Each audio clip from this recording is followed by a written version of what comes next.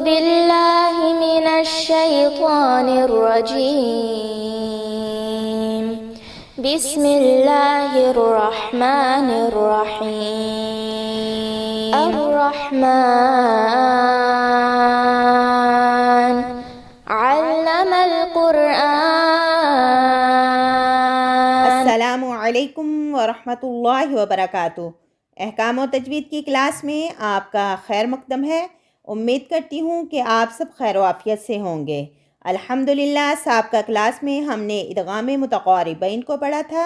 امید کرتی ہوں کہ آپ نے اس ویڈیو کو دیکھا ہوگا اور متقاربین کا قاعدہ جو ہے وہ بھی آپ کے ذہن میں محفوظ ہوگا، اور امید کرتی ہوں کہ آپ نے قرآن میں اپلائی بھی کیا ہوگا۔ تو آج کا ہمارا جو ٹاپک ہے وہ ہے ادغام متجانسین کا۔ سب سے پہلے ہم جانیں گے کہ ادغام کسے کہتے ہیں۔ ادغام کہتے ہیں ایک حرف کا دوسرے حرف میں مدغم یعنی مل جانا، اسی کا نام ادغام ہے۔ اور ادغام کے ساتھ آپ دیکھ رہے ہیں لفظ متجانسین کا۔ متجانسین کسے کہتے ہیں؟ آج ہماری تیسری ٹرمز جو کہ متجانسین ہے۔ آج کی کلاس میں ہم ادغام متجانسین کے قاعدے اور اس کی مثالوں کو سمجھیں گے۔ تو آئیے جانتے ہیں کہ متجانسین کسے کہتے ہیں۔ متجانسین کہتے ہیں ملتے جلتے حروف کا ایک دوسرے کے اندر مدغم ہونا یعنی مل جانا، اسی کا نام ادغام متجانسین ہے۔ اب اس کی مثال کیا ہے اور ملتے جلتے وہ کون سے حروف ہیں؟ تو یہاں آپ یہ مثال لے لیں، جیسے تا اور طا، یہ دونوں ملتے جلتے حروف ہیں۔ یہ دونوں حروف ہم مخرج ہیں، ہم شکل نہیں، اس لیے ان کا ادغام متجانسین کے قاعدے سے ہوگا۔ جیسے یہاں پر آپ دیکھیے سا اور ذال، یہ بھی ہم مخرج ہیں مگر حروف علیحدہ علیحدہ ہیں اور ان کی صفات بھی مختلف ہے۔ جیسے ذال اور وا، یہ بھی ایک ہی جگہ سے نکلتے ہیں، جیسے با اور میم، یہ بھی ایک ہی جگہ سے ادا ہوتے ہیں۔ ادغام متجانسین کا یہی مطلب ہے کہ ملتے جلتے حروف کا ایک دوسرے کے اندر مدغم ہونا، یہی ادغام متجانسین ہے۔ تو چلیے آپ سب سے پہلے اپنی اسکرین پر ادغام متجانسین کے قاعدے کو پڑھیں اور اپنی نوٹ بک میں نوٹ کر لیں، اور اس کے بعد ہم ادغام متجانسین کی مثالوں کو سمجھیں گے، اور انشاءاللہ ادغام متجانسین کی مثالوں کو سیکھنے کے بعد آپ قرآن پڑھتے سمے اس قاعدے کو ضرور اپلائی کریں گے اور قرآن کو خوب اچھے طریقے سے پڑھنا بلکہ خوشحالی سے پڑھنا بھی سیکھ جائیں گے۔ تو چلیے اس کے قاعدے کی طرف۔ قاعدے میں لکھا ہے کہ اس کا قاعدہ وہاں درست ہوتا ہے جہاں کسی لفظ میں ایک حرف ساکن ہو اور اس کے بعد والے حرف پر مشدد ہو، اور جب اس کو پڑھا جائے تو ایسے معلوم ہونا چاہیے کہ پہلا والا جو حرف ہو یعنی ساکن والے حرف کی آواز نہ نکلے۔ اس صورت میں ساکن حرف دوسرے حرف میں مدغم ہو جائے۔ تو چلیے میں آپ کو آسان بھاشا میں اس قاعدے کو سمجھاتی ہوں تاکہ آپ کو سمجھنا بالکل آسان ہو جائے۔ تو ہمیں اس کے 4 پوائنٹس کو یاد رکھنا ہے۔ سب سے پہلا پوائنٹ کہ ادغام متجانسین کسے کہتے ہیں؟ ادغام متجانسین کہتے ہیں ملتے جلتے حروف کا ایک دوسرے میں مدغم ہونا۔ تو وہ کون سے حروف ہیں؟ تو یہاں پر آپ دیکھیے تا اور طا، یہ دونوں ملتے جلتے حروف ہیں یعنی ان کا مخرج ایک ہی جگہ سے نکلتا ہے۔ جیسے سا اور ذال، یہ بھی ایک ہی جگہ سے نکلتے ہیں۔ آگے دیکھیے ذال اور ضا، یہ بھی ایک ہی جگہ سے نکلتے ہیں، جبکہ تا کو نرمی سے اور طا موٹا پڑھا جاتا ہے، مگر یہ ہم مخرج حروف ہیں۔ زبان کی نوک ثنایا علیہ کے جڑوں سے لگے تو تا، طا اور دال ادا ہوتے ہیں۔ اور آگے آپ دیکھیے سا اور ذال، زبان کی نوک ثنایا علیہ کے سروں سے لگے تو سا، ذال، ضا ادا ہوتے ہیں۔ آگے آپ دیکھیے جیسے ذال اور ضا، یہ بھی ایک ہی جگہ سے نکلتے ہیں۔ آگے دیکھیے طا اور تا، یہ بھی دونوں ایک ہی جگہ سے نکلتے ہیں، جیسے با اور میم، یہ بھی ایک ہی جگہ سے نکلتے ہیں۔ یہ تھا اس کا پہلا پوائنٹ کہ متجانسین کہتے ہیں ملتے جلتے حروف یعنی ہم مخرج حروف کا ایک دوسرے کے اندر مدغم ہونا یعنی مل جانا، اسی کو متجانسین کہتے ہیں۔ اس کا دوسرا پوائنٹ کیا ہے؟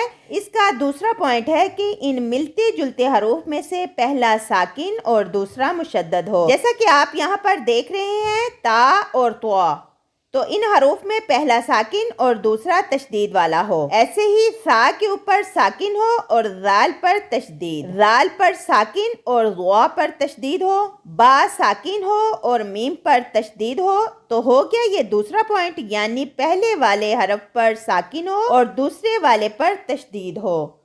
تیسرا پوائنٹ کیا ہے کہ اس کو کیسے پڑھا جائے، یعنی اس کا تلفظ کیسے کیا جائے۔ تو یاد رکھیے جب ایسے حروف آ جائیں یعنی پہلا ساکن اور دوسرا مشدد ہو، یعنی جب ان کا تلفظ کیا جائے، یعنی جو ساکن حروف ہوگا وہ بعد والے حروف یعنی مشدد والے حروف میں مدغم یعنی چھپ جائے گا، یعنی مل جائے گا، اور تشدید والے حروف کو ہی پڑھا جائے گا۔ تو امید کرتی ہوں کہ آپ کو یہاں تک سمجھ میں آیا ہوگا۔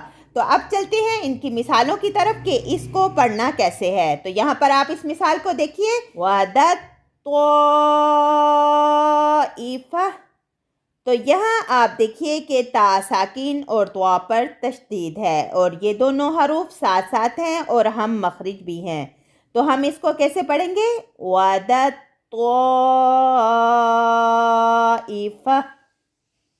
وعدت طائفہ۔ جب کہ یہ قرآن میں ایسے ظاہر ہوتا ہے، یعنی ہمیں لکھا نظر کیسے آتا ہے؟ وعدت طائفہ، مگر ہم نے ایسا نہیں پڑھنا، ہم نے تا ساکن کو طوا میں مدغم یعنی ملا کر پڑھنا ہے۔ کیسے؟ وعدت طائفہ۔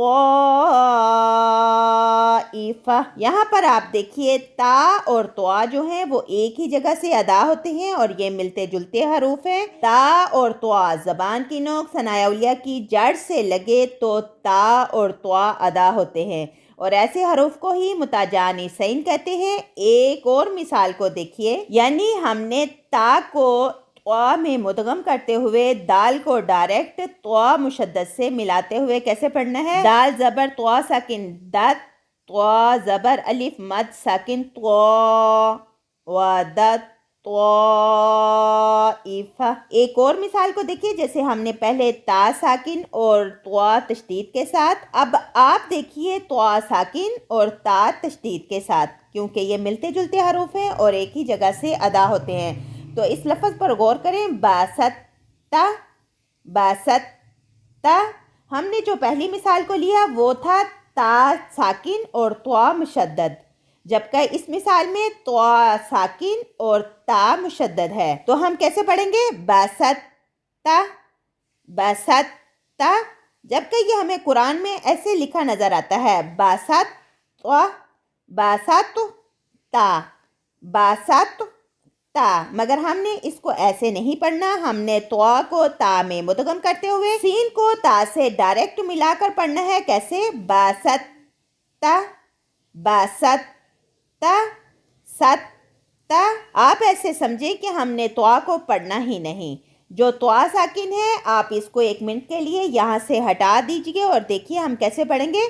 با زبر با، سین زبر تا ساکن ست، باسط، تا زبر تا، باسط تا، باسط تا، ست تا، یعنی زور تشدید والے حروف پر ہی ہوگا۔ اس کے بعد آپ ایک اور مثال کو دیکھیے جو ہمیں قرآن میں ایسے لکھی ملتی ہے، تبشنہ، یعنی دال اور تا ہم مخرج حروف ہیں، ملتے جلتے حروف ہیں اور ایک ہی جگہ سے ادا ہونے والے حروف ہیں۔ ہم مخرج حروف میں دال ساکن کو مدغم کرتے ہوئے قوف کو ڈائریکٹ تا سے ملاتے ہوئے کیسے پڑھیں گے؟ قوف زبر تا ساکن قط، تا زبر تا، قط، تبشنہ۔ آپ یہاں پر دیکھیے دال اور تا جو کہ مخرج کے اعتبار سے ایک ہی جگہ سے ادا ہوتے ہیں، اور ان میں سے ایک ساکن اور دوسرا تشدید ہے، اور یہ ملتے جلتے حروف ہیں جن کو ہم مخرج اور ملتے جلتے حروف کے اعتبار سے متجانسین ہی کہیں گے۔ اور اس کو ہم کیسے پڑھیں گے؟ قط تبشنہ، قط، قط تبشنہ، جبکہ یہ قد تبشنہ لکھا ہوا ہے، پر ہمیں ایسے نہیں پڑھنا، قد تبشنہ۔ تو ہمیں کیسے پڑھنا ہے؟ دال کو تا میں مدغم کرتے ہوئے قوف کو ڈائریکٹ تا سے ملاتے ہوئے، یعنی تا مشدد والے حروف پر زور دیتے ہوئے قوف کو تا سے ڈائریکٹ ملانا ہے۔ کیسے؟ قوف زبر تا ساکن قط، تا زبر تا، قط تبشنہ، ہمیں دال ساکن کو تا میں مدغم یعنی چھپا کے قاف کو ڈائریکٹ تا سے یعنی تا مشدد پر زور دینا ہے اور دال کو مدغم یعنی چھپانا ہے تا کے اندر. تو ہم کیسے پڑھیں گے؟ قد تبین، قد تبین. کیونکہ ہمارے قائدے نے بتایا کہ یہ ملتے جلتے حروف ہوں، ہم مخرج ہوں اور ساتھ ساتھ ہوں. جب کا پہلا ساکن اور دوسرا تشدید ہو تو آپ نے دیکھا یہاں پر دال اور تا مخرج کے اعتبار سے قریب ہیں، جب کا ان میں سے ایک ساکن اور دوسرا تشدید والا ہے. تو آپ یہاں پر دیکھیے، یہاں پر پہلا ساکن اور دوسرا مشدد ہے اور یہ مخرج کے اعتبار سے قریب ہیں. قد تبین، قاف زبر تا ساکن، قد تا زبر تا، قد تبین. اب چلتے ہیں اگلی مثال کی طرف. آپ یہاں پر دیکھیے یلحظ ذالک. آپ یہاں پر دیکھیں کہ سا اور ذال دونوں مخرج کے اعتبار سے قریب ہیں اور یہ زبان کی نوک ثنائے اولیاء کے سروں سے لگے تو سا، ذال اور ضا ادا ہوتے ہیں. تو یہاں پر آپ دیکھیں سا اور ذال یہ ہم مخرج حروف ہیں اور ایک ہی جگہ سے ادا ہوتے ہیں، ملتے جلتے حروف ہیں، تو ایسے حروف کو ہی متجانسین کہتے ہیں. تو ہم اس کو کیسے پڑھیں گے؟ یلحظ ذالک، حظ ذالک، حظ ذالک. مگر آپ کو قرآن میں یہ ایسے لکھا ملے گا یعنی یلحظ ذالک، مگر ہم نے اس کو ایسے نہیں پڑھنا، ہم نے اس کو یلحظ ذالک، یلحظ ذالک یعنی سا ساکن کو ذال کے اندر مدغم کرتے ہوئے ہا کو ڈائریکٹ ذال سے ملاتے ہوئے ہا زبر ذال ساکن حظ ذال کھڑی زبر ذا، حظ ذا، یلحظ ذالک یعنی ہا کو ڈائریکٹ ذال سے ملا کر پڑھنا ہے. آپ اگزامپل یہ بول جائیں کہ یہاں پر سا ہے، آپ ہا کو ذال پر زور دے کر پڑھیں یلحظ ذالک، حظ ذالک، یلحظ ذالک. اب آپ سوچیں گے کہ سا کدھر گیا؟ سا اپنے مخرج یعنی ملتے جلتے حروف میں چھپ گیا، مدغم ہو گیا، تو ہم زور کس پر دیں گے؟ مشدد والے حروف پر. تو ہم کیسے پڑھیں گے؟ یلحظ ذالک، حظ ذالک.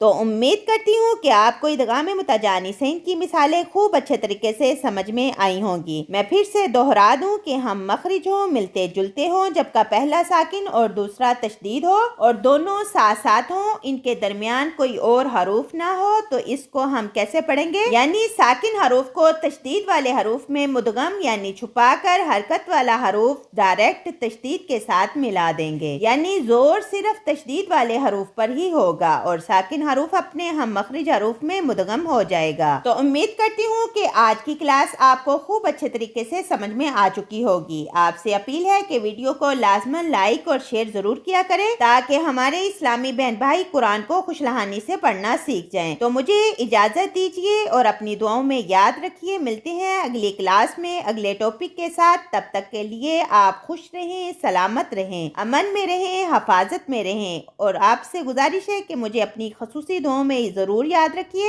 السلام علیکم ورحمۃ اللہ